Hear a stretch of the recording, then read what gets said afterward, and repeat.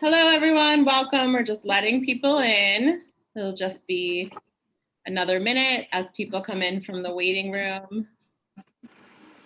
Welcome. Welcome. All right. People will keep trickling in, and I'll be a little distracted letting them in, but that's okay. Thank you so much for joining us, everyone, this evening. Happy Pride. Happy June. We're so excited to have you all with us for our first Pride event this month. My name is Cayman. I'm the Public Programs Director of MOFAD, based in New York City, but we have been virtual for a very long time now. And we will continue to be for the next couple months or so. So we're really thrilled to have these virtual events in collaboration with Cuir Food Foundation this month. In addition to tonight, which is our kickoff event, we have 2 more Pride events next Wednesday and then the following Wednesday. And I'm sure Gabrielle from Cuir Food Foundation will tell you about those. She's going to say hello in just a moment. I just want to let you know that we're recording tonight. I'll send the link to everyone to watch tomorrow if you want to go back and reference. We do have closed captions available. You can opt to have them on or off. You can just click the little CC at the bottom of your Zoom screen to turn them on or off. And the chat function is open, so feel free to put questions in throughout the night for either of our panelists, both of our panelists, and they will answer them, whenever there's a little bit of time to do that. So thank you again. I'm so happy you're here, and I want to introduce you to Gabrielle from Cuir Food Foundation. Hi, everyone. My name is Gabrielle. I'm one of the co-producers of the Cuir Food Foundation, and I'm so happy you're all here today. Basically, the Cuir Food Foundation has a mission of promoting, creating, funding queer spaces and making sure that they're inclusive. We also want to be a resource for all food and chef workers who identify as queer or anywhere along the LGBTQA2IS+ spectrum. I'm so honored to introduce to you tonight our contributors, and you are really in for a treat. Our first contributor is Luz, who is a queer transgender Afro-Latinx farmer and organizer and writer from Puerto Rico. Their knowledge of plants and farming has been guided by the hands of their grandfather, now an ancestor, since they were 3 years old. Food and farming are the constant pull that brings them back to their homelands of Puerto Rican. They have been working on farms since they were 17 years old, and in that time, they have picked up the knowledge and skill of fermentation, cooking, and writing about food to highlight the individuals otherwise overlooked. In 2017, they helped found Queer Kitchen Brigade, a food agroecology project that aims to educate, heal, and help individuals affected by the food apartheid as a result of marginalization and/or climate change. Welcome, Luz. Our next contributor is going to be Andreas. Andreas is the founder of the Aphrodisiac Kitchen, a project that honors food as a cultural centerpiece through essays, communal gatherings, visual stories, and aspiring cultivation and conversations about sexual identity, intimacy, politics, food sovereignty, and much more. Founder and creative director Carver believes that all food is an aphrodisiac because when you cook for someone, you are forming a bond that is sensual in the most innocent way. It is a labor of love.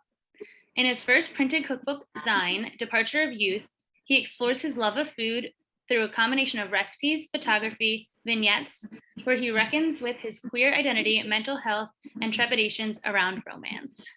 Welcome, Andreas. I'm going to hand it over to our contributors now. Cool. Hi, everybody. Hey. Lucy. How's it going, Liz? Good. It's been a day. Oh, I can see you now. Okay, good. I'm really excited about your zine. You want to inquire about my zine? I'm really excited about it. Can you tell me more about it? Yeah, totally. So the Aphrodisiac Kitchen started, I think, like 5 years ago, and it's been a very slow burn. I always say we, and when I say we, I mean I. I have, it's changed a lot throughout the years, and I've done events, and volunteering and, photo stories and lots of writing and recipe development through the Aphrodisiac Kitchen. But when we went into lockdown and, we were unable to gather, I decided to pursue one of my dreams, which was to release this cookbook zine.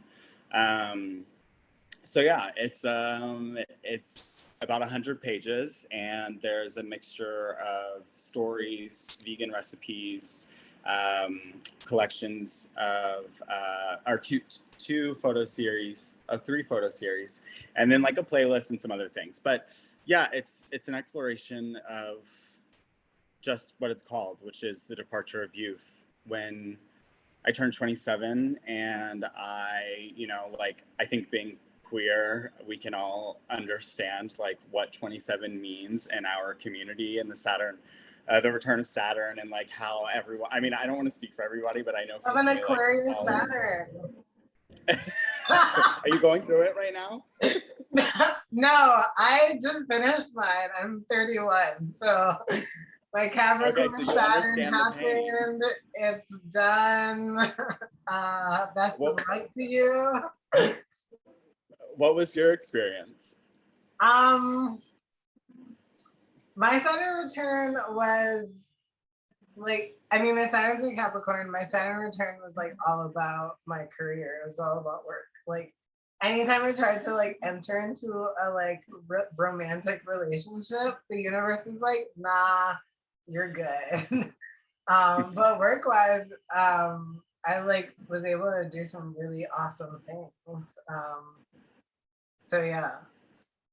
That's great. I mean, that's good. I think sometimes you have to shift your focus, and I mean, everything that you're doing is amazing.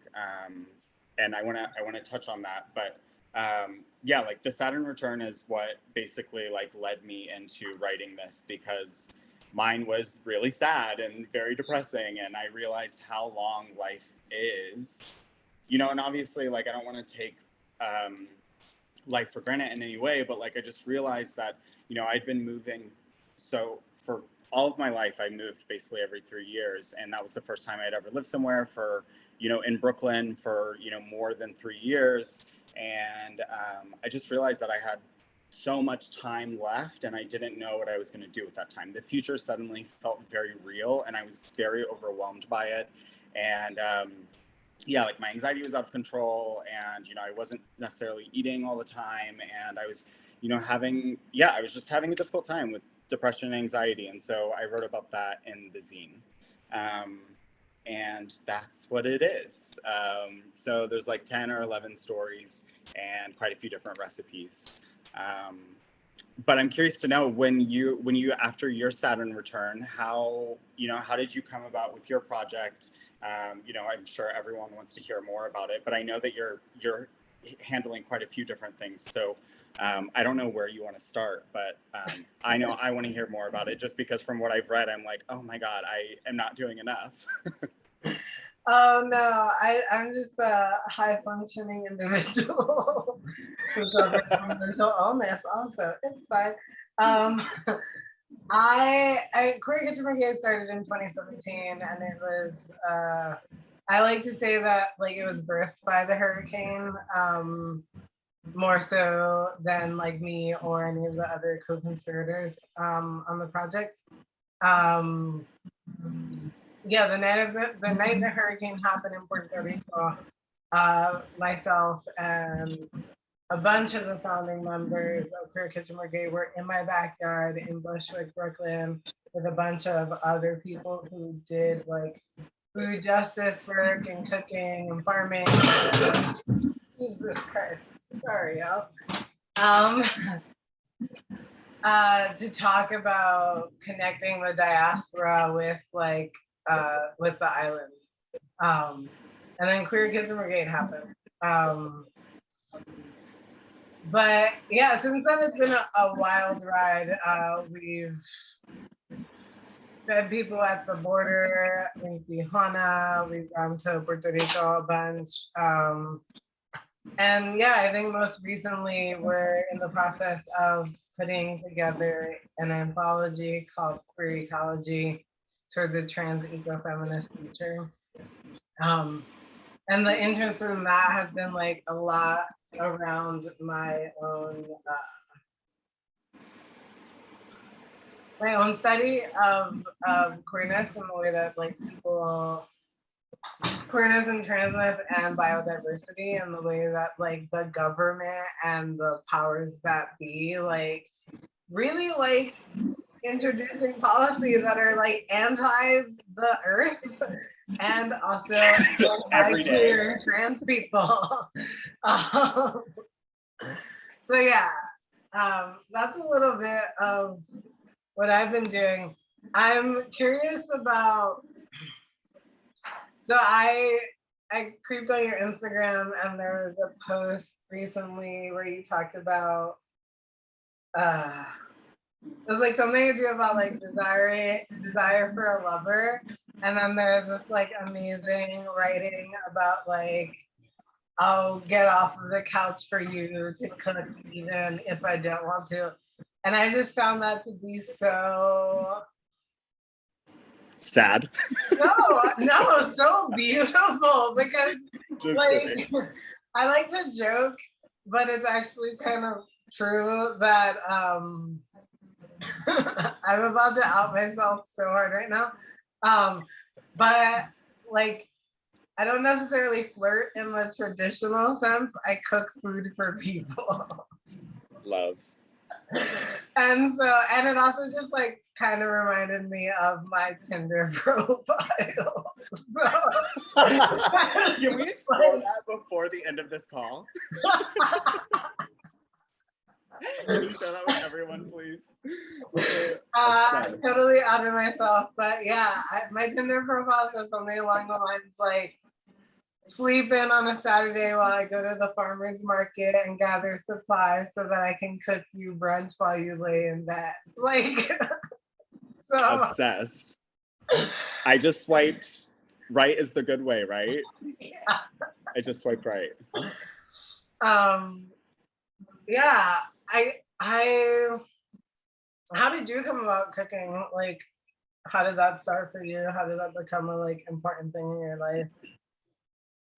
Well, so with that piece, it's really I joke when I say like it's sad, but it it really is just like my desperation, not my desperation, but like my longing for acceptance. And because I'm somebody who deals with anxiety like so many other people do, especially like queer, trans, gender nonconforming individuals, or anyone that's a part of a marginalized community, that story is just about me being like, I will do anything just to keep you around, like just to keep some stability in my life. And if that means cooking for you every single day, even though I don't cook for myself, like, yeah, I'll shuck myself off the couch and I'll do that for you. And, cooking came about for me because, all the women in my life, my mother, my great grandmother, my aunts, they all were cooks, and they were home cooks, Southern cooks, and I loved being in the kitchen with them. And also I struggled with nightmares growing up, and I had nightmares since I was like, I don't know, 6, and I slept with my sister until I was like 14 because I just couldn't sleep alone. And when I did sleep alone, I was watching Food Network. And so food has always just been like a place of familiarity and calm and intimacy. And I think that, like even talking about your Tinder profile and the piece that you mentioned, I think as queer people, and obviously like, I think that this is when we will move into like a natural conversation around, I think as queer people, like, I mean, I don't want to speak for you, I'll speak for myself, but we've had to fight so hard for our acceptance. And growing up in the South, coming from a Southern Baptist family, like my coming out experience wasn't the greatest, and I believe that anything less than we 100% accept you and love you no matter who you are, anything less than that is not okay. As a parent, like they are the parent, we are the children, and so therefore we should be accepted as we are no matter what. And you know, and then obviously throughout the years, like having to constantly butt heads with my Southern family with their conservative politics. I think that there's just so much conflict, personal conflict in my life. Like I'm really close with my family, but I'm constantly yelling at them.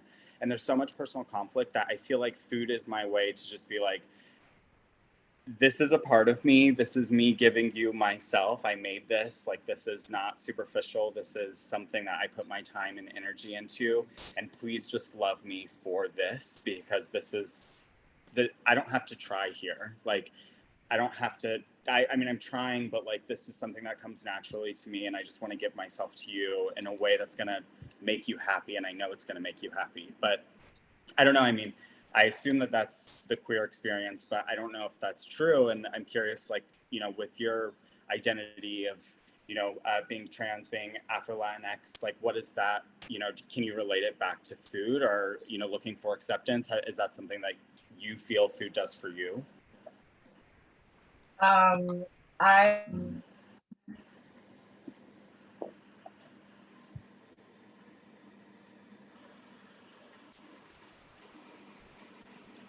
Oh no, did we lose Luce?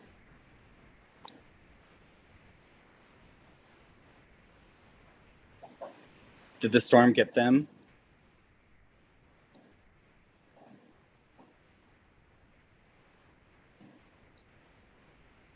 Hey, Luz, I think can you turn on your iPhone? Because we lost your other connection. Oh. sorry about that. I'm coming back on right now. Okay, you're ready.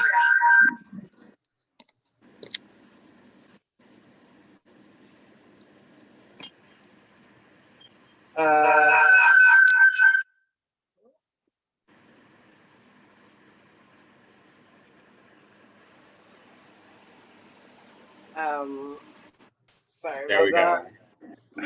It's okay. that. Yeah, when I came out, I got the "it's a phase," and I was 14 when I came out to my family. I like dated a girl. I was confused about my gender at the time, and I still am, but it's more settled now. And yeah, I got the like "it's a phase," and yeah, like lack of acceptance. And even now, like my relationship with my parents is very tenuous, and they are trying, but in a lot of ways, it never feels like enough. But the way that like we have been able to like bridge is through food. So like every time I talk to my dad, it's "what'd you cook today?" Or he offers up what he made for dinner, or if he's in the process of cooking. And the like Food Network situation, my dad and I used to watch the Food Network all of the time. And which is funny because I despise it now. I'm like, none of this it's is trash. real. But yeah, your story resonates with me a lot, because like I knew that no matter like how I identify, and I still do, like I know that no matter how I identify or what I look like or how many tattoos I have, because my parents are always shocked every time I come home with a new tattoo, that like food is something that can be openly spoken about and talked about, and I do believe as like food as the like great like bridge builder for a lot of people in a lot of places, in a lot of conditions. I've had people tell me whole stories of their lives over a plate of food that they probably otherwise wouldn't have, you know. So yeah. Totally. And being, you know, moving through gender expression or coming around to, you know, and like you said, like I think it's just nice to touch on the fact that it's like, and we're always evolving, right? Like there's always a possibility of like, I think unfortunately, and I'm sure a lot of people on this call will agree that we live in a binary world, that it's this or it's this, but like obviously we can move through a lot of different identities throughout our life. And I'm curious to know, like, while you were and still are exploring your gender identity and you were farming, like, what was that like? And like, I feel like in my mind, I'm like, that must have been really difficult, but maybe it was actually soothing, like to be, with something like the land that's so, there's no complications, in that way of like, you can just be with crop and plants and things like that. But I'm curious to know how you moved through that. Yeah, unfortunately, people exist, and some people are unintentionally terrible. But yeah, my experience with farming has been a mixed bag. There have been like farms that have been totally accepting and really great. There's been like navigating machismo. There's the fact that like I grew up in New York, and so I don't take shit from people, and like will call things out as I see it. And people really don't like that. I recently got fired from a farm job. I thought it was hilarious, actually, when it happened. The reasoning was I questioned the farmer's authority, when in actuality I was just like asking like really pointed questions about his farm operation, and like why he did things a certain way. Like that's literally all I was doing, was trying to understand like his processes for things. And he told me that I questioned his authority, and that it wasn't like he felt threatened by me, but we were gonna work well together.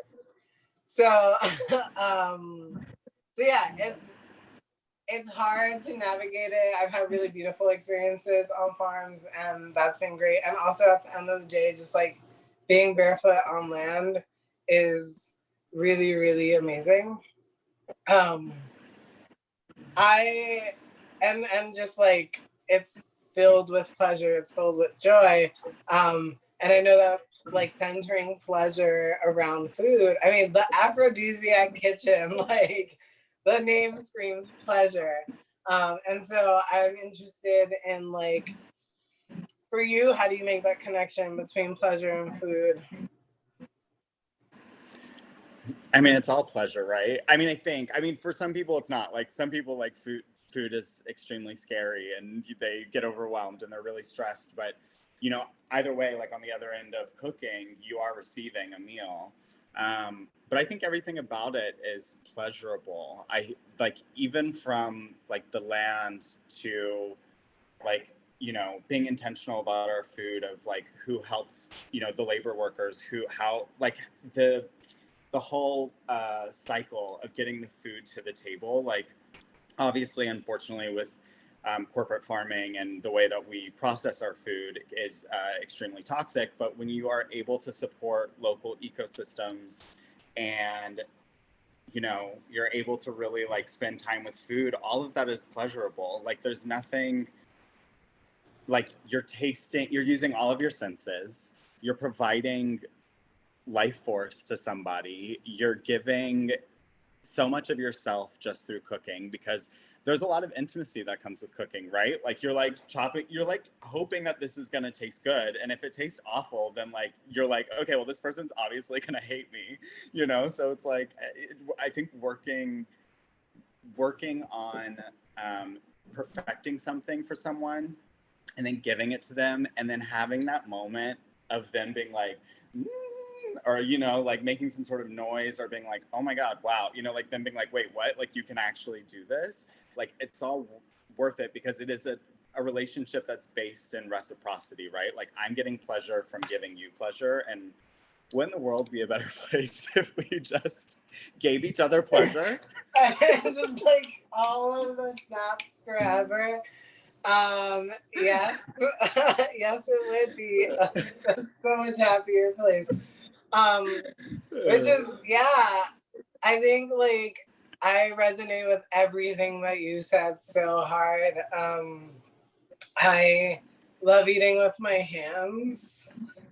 Yes. Because like just that like visceral feeling of like putting food into your body with your hands. Food literally does taste better when you eat with your fingers, I swear. And just like enacting that other sense. I think a lot about like the fact that, so the first time I had a meal with a group of people mid-pandemic, I don't want to say post-pandemic because we're still in a pandemic, but during the pandemic, I was in Puerto Rico. I had flown there. I was working on a friend's farm, and like learning a lot from this like 70-year-old badass farmer. And I had the like honor and privilege to like transition a rabbit on the farm. And so we transitioned this rabbit and made rabbit stew. And the recipe that I learned was a recipe that my friend had learned from the neighbor down the road, which was just like such an honor. And then like we made this stew, which involved like fermenting it in wine for 24 hours before even cooking it, which was I had never heard of. And then cooked it over this like open wood fire, and then like invited the neighbor down, and there were like 8 of us, and we also made flan de calabaza. Love.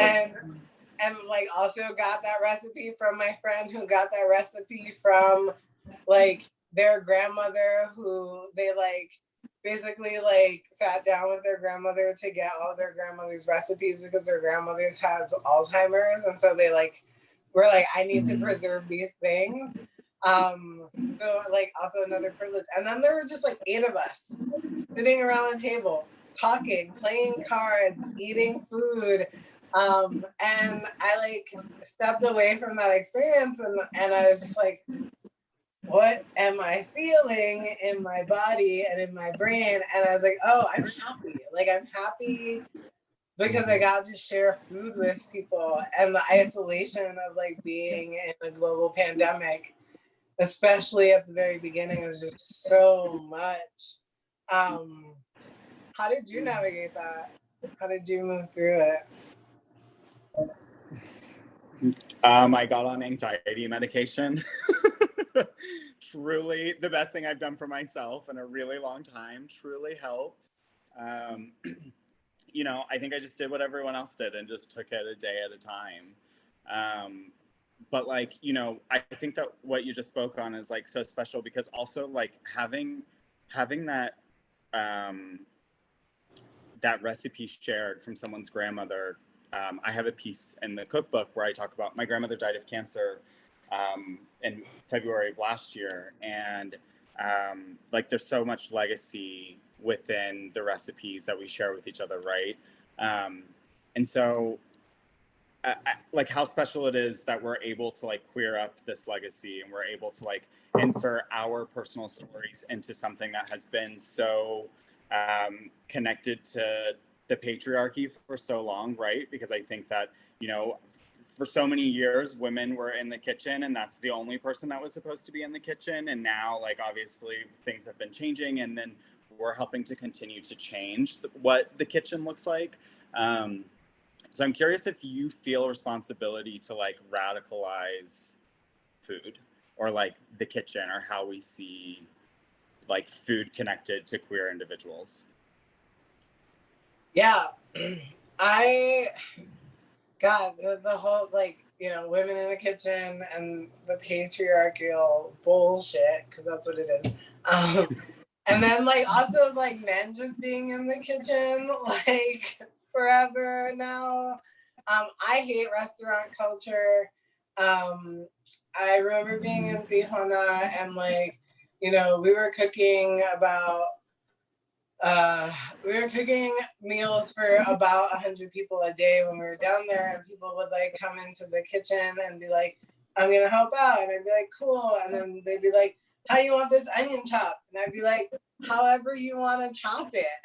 And they'd be like, what? And I'd be like, I like run a non-oppressive kitchen. I'm not gonna sit here and yell at you. I'm not some fucking Gordon Ramsay like motherfucker. Like I like refuse to like operate a kitchen that is oppressive and then maintain a margin. Like, it's just fucked up to do that and maintain and like have a marginalized identity to begin with.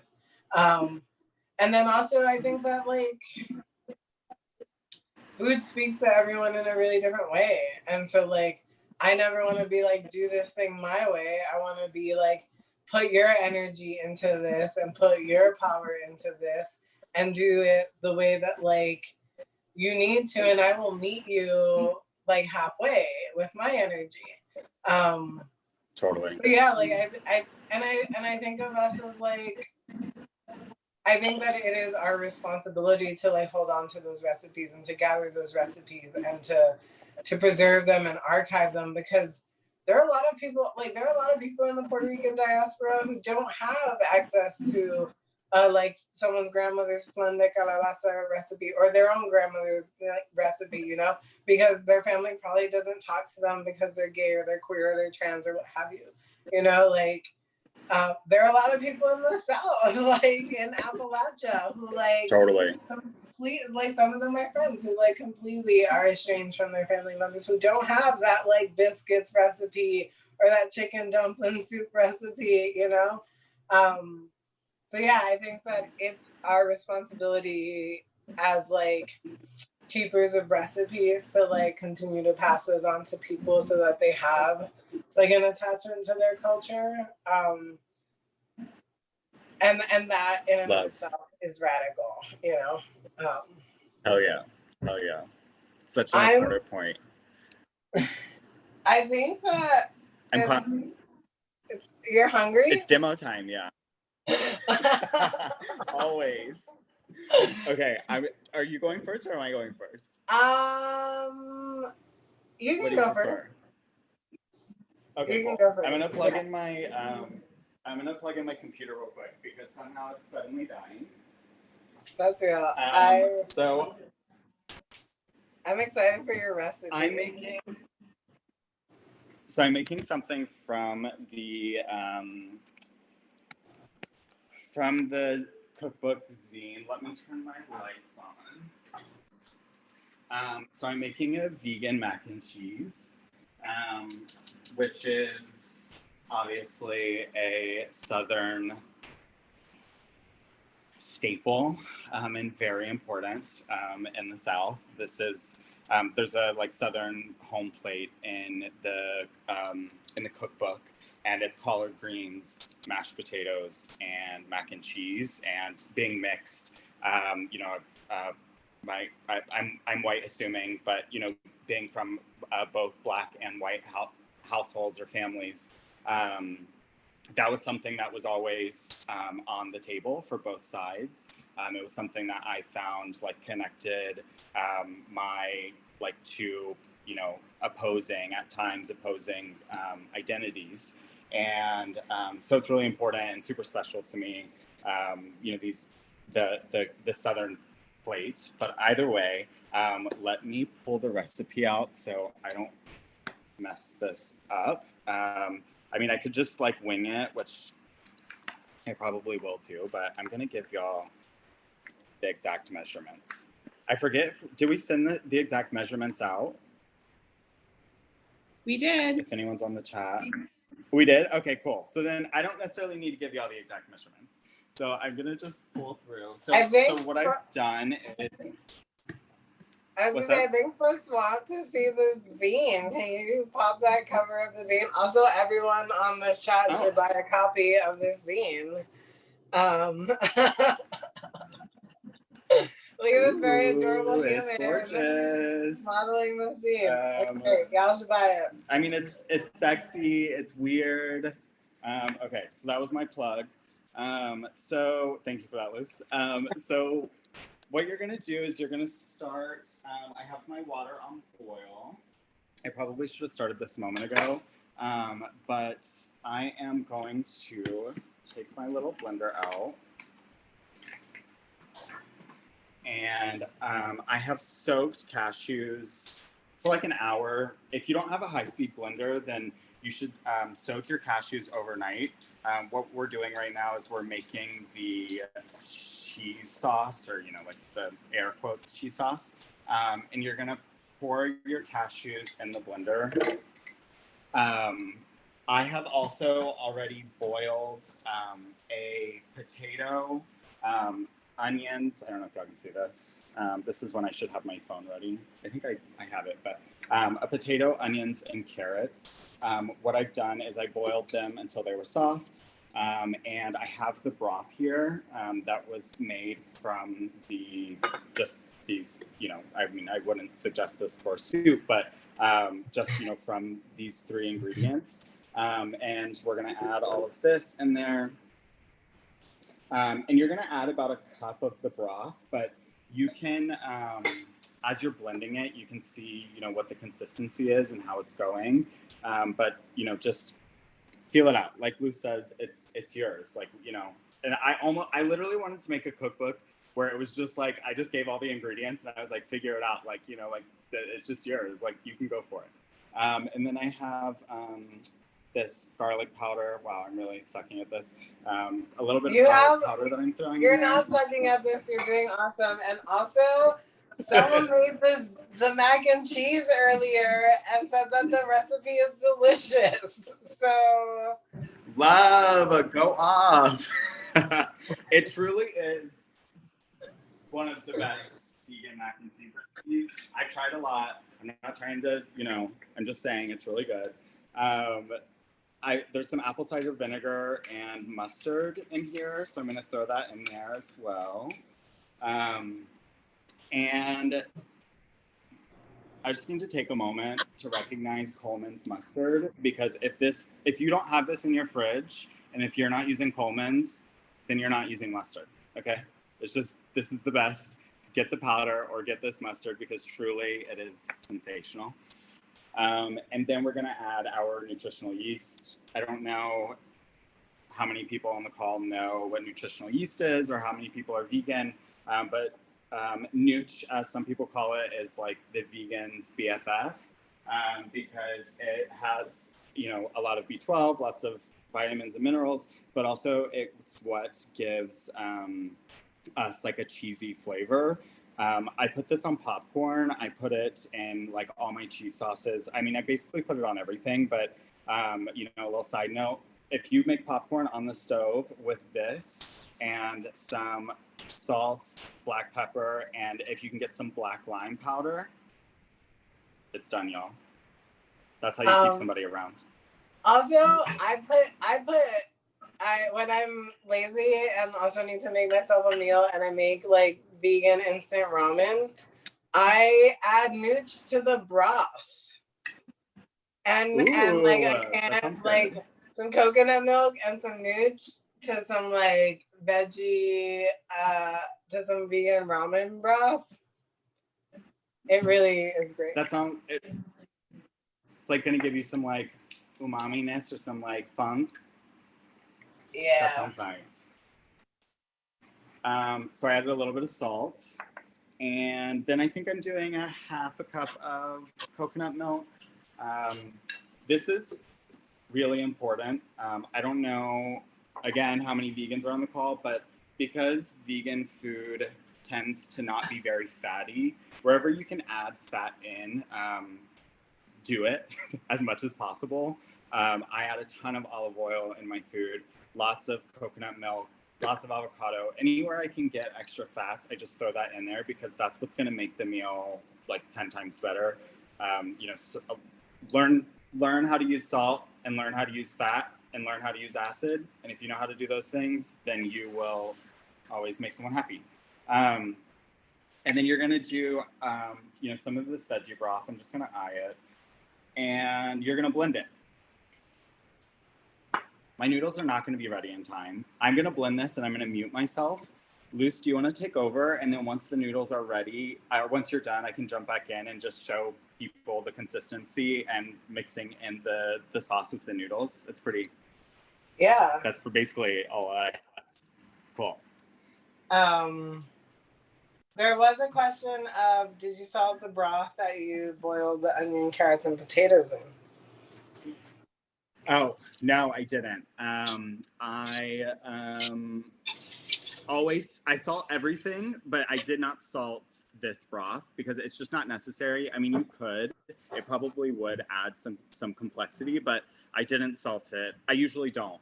But try it out and let me know because it might actually completely change it. But typically I don't. I just make sure that I add plenty of salt into the blender. Okay, Cool. I'll take And then over. I'll pass it over to you. Yeah, so I learned how to make mozzarella.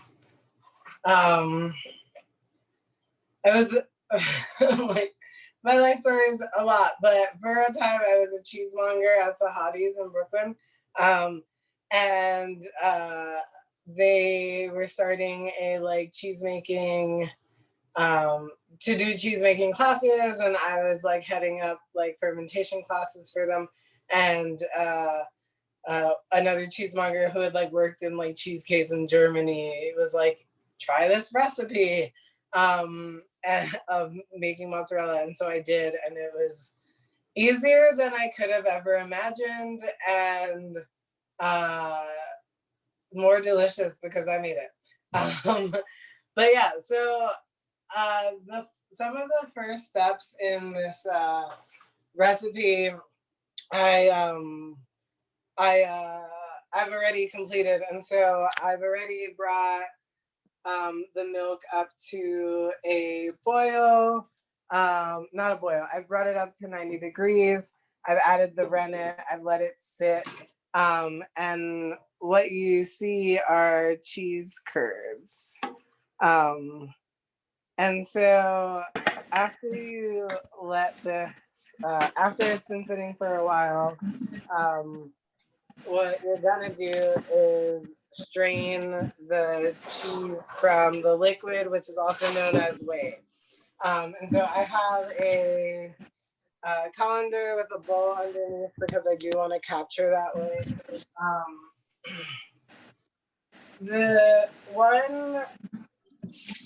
A couple of tips are, you don't want to use, sorry, I'm concentrating on pouring. You don't want to use ultra pasteurized milk. Nothing will happen. I've made that mistake before. Nothing will happen if you use ultra pasteurized milk. You won't get cheese. You'll be waiting for a very long time for the cheese to happen. Can you do anything with that broth or like that liquid? The whey, yeah. So whey actually, whey can be used as toner. You can add it to soups. You can ferment vegetables in it. There's so many things that you can do with the whey, and so you can add it to your plants as fertilizer. There's so many things that you can do with the whey that are all really beneficial for it and you.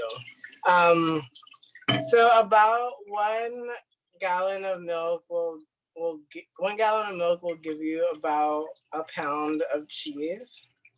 And if I buy organic milk, so it costs me like $5 for the gallon, which is about, you'd probably be paying a little more at the store for this kind of quality mozzarella.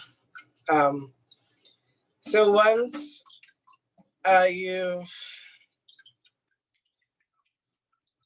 you've strained out the whey, I can show you what is left.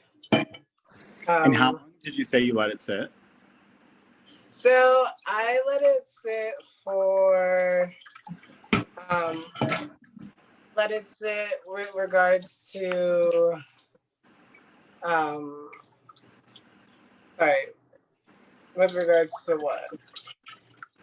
Like, how long did you let it, like, after you brought it up to 90 degrees? Oh, so I brought it up to 90 degrees. I let it sit for 5 minutes for it to solidify and form the curd. And for the curd to separate from the whey. I just want to show you what I'm doing, which is I'm just squeezing out the extra whey. And then once the curd separated from the whey, I brought it back up to 110 degrees. And then I like strained it. Okay, cool. There's questions.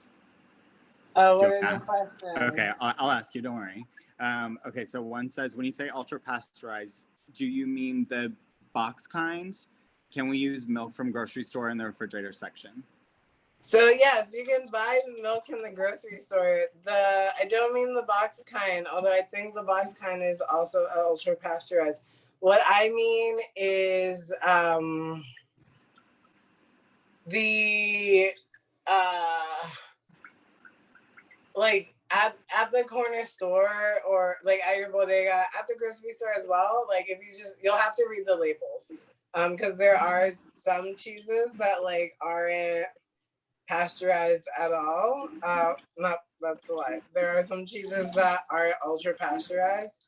And like pasteurization is the process by which they like boil out all of the like germs and essentially sterilize your milk for you. So yeah, you just have to read the label. Some of them say ultra pasteurized, some of them just say pasteurized. I am using local milk. This milk was farmed by the Amish and the Mennonites in this area. There's like so many, like there's Ronnie Brook Farms, which is a local like Hudson Valley like milk company that is oftentimes at the Green Market and local to New York is what I mean. But yeah, I feel like if you go to your farmer's market, make connections with your farmers. Some of them might even like sneak you some raw milk, which I've made this recipe with raw milk in Puerto Rico and it is absolutely freaking delicious. So I now have this like ball of curd, which is like if I decided to like leave this out or like put this in a brine and some like salt water, I would essentially have mozzarella cheese and could just eat it, like refrigerate it and eat it. But what I am going to do is I'm going to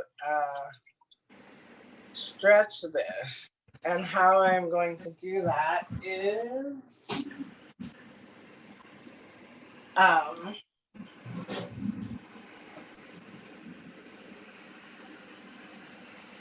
Also, someone asked, where do you buy the rennet?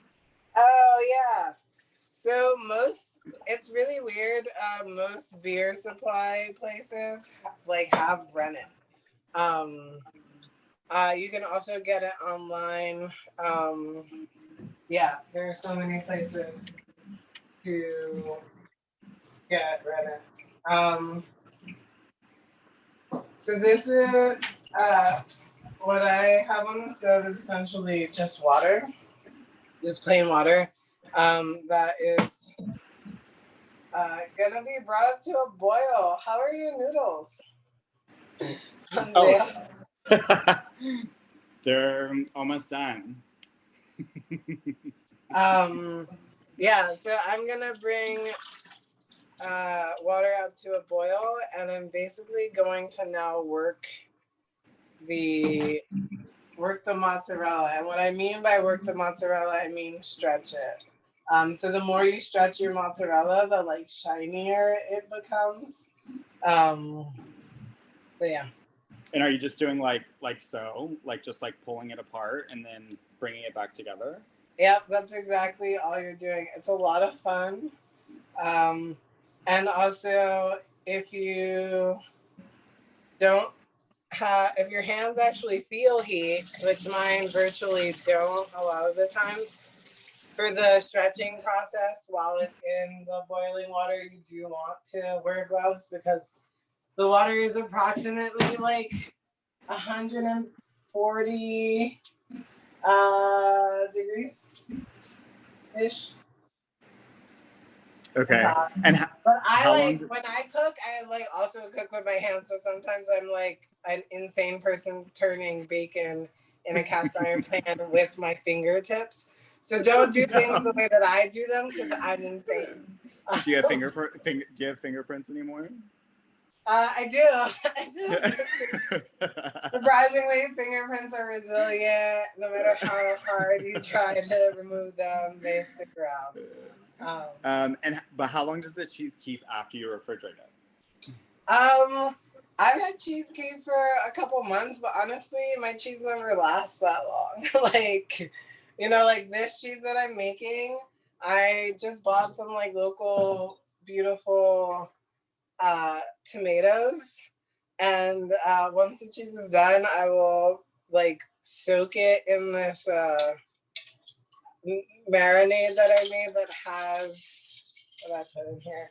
It has oregano, it has garlic powder, it has salt, it has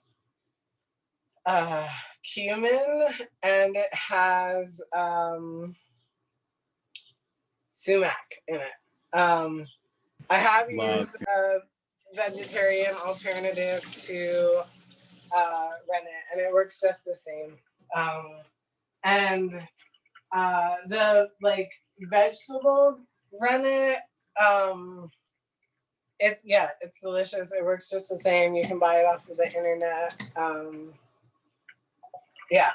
Also, I have another cheese recipe that takes months to make, but there's a like vegan brie essentially that I can send to you, Andreas, if you want to experiment. Oh my god, please. I've been fantasizing about making vegan blue cheese and it just takes like so long. But please, I'll do that when I make the vegan blue cheese. Yeah, the vegan brie also like takes a very long time.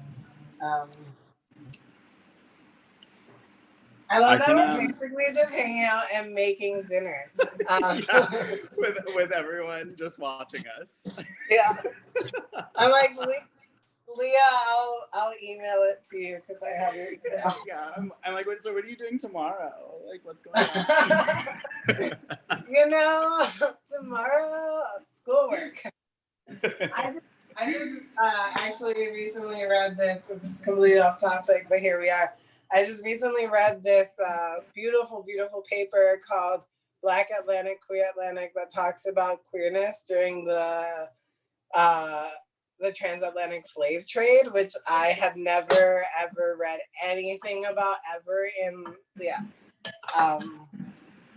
that sounds wild. Doing a lot of that. That sounds very intense, but amazing. To have that knowledge, not amazing that it happened. Yeah, it's truly beautiful. So, I just dipped it in boiling water.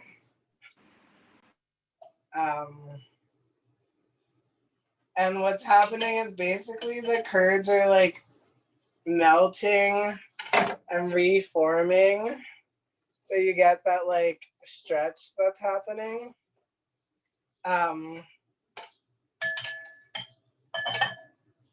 And you're just gonna like dip it in and stretch the cheese many, many times until it's the consistency and the consistency and the like wetness that you want it to be. So the thing about stretching mozzarella is that the more you stretch it, the drier it is. So yeah. While you're stretching, I can finish mine up if that's cool. Yeah, do it. Okay, cool. So I have this cute little bowl. Shout out to my friend Amanda, who I believe is on the call. who bought me this amazing mushroom bowl because she knows I'm obsessed with him. And what I've done is my noodles are boiled. I usually don't use these, but these like little pinwheel noodles, but I saw them at the store and I thought they were really cute. I did add salt to my water when I boiled my noodles. Usually I like to use a really fat, pasta noodle, but you can use like macaroni or, I mean, really, you can use whatever you want. Like it's a cheese sauce, like you can't go wrong, and it's pasta. So maybe not spaghetti unless you're gonna like turn it into like an Alfredo. But this is, the consistency is probably a little thinner than I would really want it to be. It should be maybe a little, oh no, actually it's pretty good. So you can kind of see that it's, maybe if I did this. So you can see that it's kind of making, like, as I pour cheese sauce all over my computer, like some, it falls, it makes ribbons kind of. But basically all you're gonna do, I have my phone here. Can y'all see this? Wait, is it, it's probably, oh, oof, look at that angle. How do I turn this around? Wait. Okay, so all you're gonna do, these are my noodles. You're just going to, I'm giving y'all a really good camera edit right now. Okay, you're just gonna pour whatever like you need, however much. Be generous. I usually use this whole thing, but I only poured half the noodles in here. And then I'm just gonna mix it up with this little wooden spoon with my left hand. Yes, camera work, thank you for the compliment, because it is truly gorgeous. And then I'm gonna just mix this up. If I felt like it was too thick, I would just like, seriously, just add some olive oil in here or butter. I mean, obviously butter would be a lot better. And I think I'm gonna add a little more actually. And yeah, and that's it. Like seriously, it's so easy. When I get off of here, I'm going to make some chickpeas and saute, very saucy. Make some chickpeas and saute some kale that I have in the fridge, and I'm gonna mix it in here. I'm gonna try some. I think, yeah, y'all can still see me. It needs more salt, but truly delicious. I'm really sorry for this ugly camera work, but there it is. Your camera work is amazing. Also, do you ever, people love the color and love how saucy it is, and everyone says it looks good. Do you ever bake it? Oh yeah, for one year for Thanksgiving, I made a topping. I did like some sort of, I think I used like oats and nuts and nutritional yeast and like some other things. And I just put it in the oven. I don't know if I put it on like 400 just for a little bit to like kind of make it crispy. And that was really delicious. But I'm lazy. And so I haven't done that in a really long time. But very, very good. You know, like, it's really funny because I go all out when I like cook for other people, and then people are like, what are you having for dinner? And I'm like, I don't know, a piece of toast. Like, literally. I've actually had a piece of toast for dinner. So, you know, here we are. Yeah, so I have this ball of mozzarella. I'm gonna have to do some camera work with my wet hands. I have this ball of mozzarella. It's in salt water, and I'm just gonna let it sit in there for a couple minutes, and it will like absorb a lot of the salt. And I also like added salt to this before, but as you can see, it's like transformed from like goo to this like beautiful shiny ball. Yeah, and then from there you can like do anything. Maybe a caprese salad. Oh, burrata. I have dreams of making burrata because it's like one of my favorite things. And for those of you that don't know, burrata is essentially, it's mozzarella cheese that has been stuffed with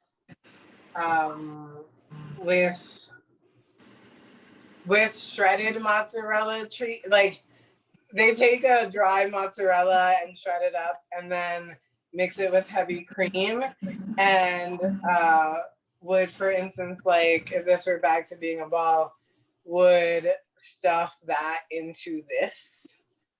So when you open it up, it's like gooey and there's heavy cream and mozzarella and yeah, I haven't made that. I haven't experimented with that before. That looks so good. Nothing is as challenging as it seems. Like, that looks amazing. I would try it. And it's homemade, and you know, I think it allows for a lot of things. It allows you to like go to the farmer's market, connect with your local farmer, your local dairy farmer, who is probably having a really hard time right now, honestly. And then, and also like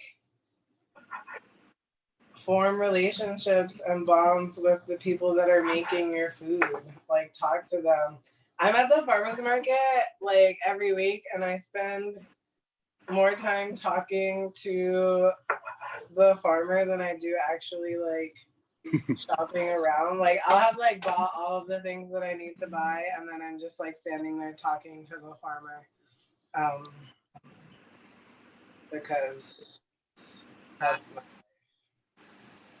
People want to know, which one do you like to go to? Oh, so I'm in Minneapolis right now.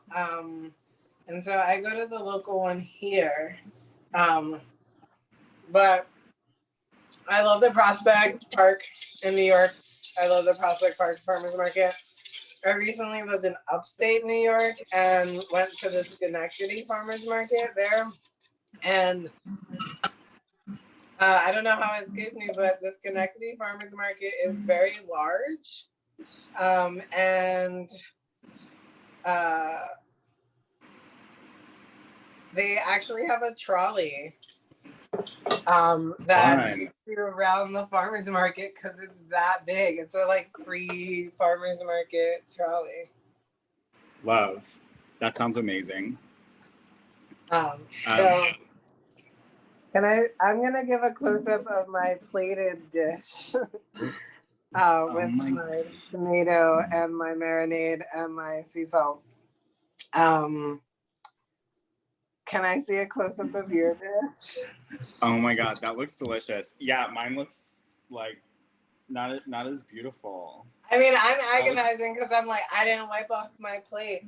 And then I do these things where I'm like, I didn't wipe off my plate. You can see all the like shit on it. And then I'm like, stop holding yourself to Eurocentric standards of cooking. Let me get in more natural light, and then we can. Even though this looks so bad, I didn't try and clean it at all, but I'll put it with my plants, so maybe it'll be prettier. It looks great. It looks beautiful. I love those pinwheels. When you said like I bought it because it looked cute, I was like, that's literally me at the supermarket all the time.